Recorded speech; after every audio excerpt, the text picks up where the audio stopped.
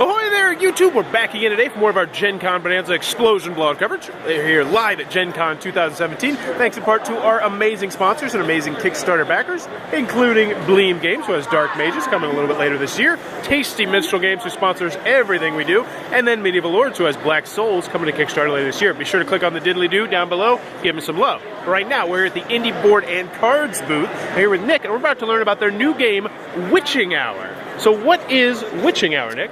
Witching Hour is a competitive card game that's got to kind of take that mechanic to it. So everybody in the game is going to be dealt a hand of cards, 10 to 13 cards depending on player counts, and they're all witching implements. So think candles and familiars and bells and books and so on. What you're going to do on your turn is you're going to attack an opponent of your choice with an amount of cards that all have the same name. So if I have 3 bells in my hand, I can say I'm going to attack you with 3 bells. At which point, you can block those cards by playing 3 cards of the same name. It just doesn't have to be the same name. So you can block with 3 candles. If you block, that's great. They all get discarded and they go to the discard pile. If you don't, you have to take them and put them face down into your hex pile. And they're going to score as points at the end of the game.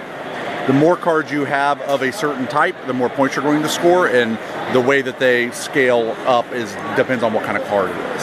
So what's interesting about the game is, it's very simple to tell you how to play there, and all the cards have a different ability. So the way that you use those abilities and the way the cards interact with each other is really kind of the crux of the game. So you have some cards that will just block an attack by you placing that card in your hex pile.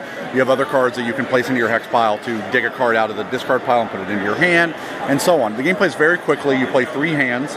At the end of each hand, you reveal your points, and you take the point chips for them and put them upside down so that people can track the information, but it isn't totally public knowledge. And you play 3 hands. Like I said, the game plays in like 20-25 minutes typically. It's a lot of fun. If you like games where you're constantly attacking people, then you'll have a good time playing it. Is this out right now? This will be out next month. All right, thank you very much. That is the Witching Hour from Indie Board and Cards. It looks like it might be your cup of tea. Be sure to check that one out. And in the comments below, let me know, have you ever had any experience with an actual witch?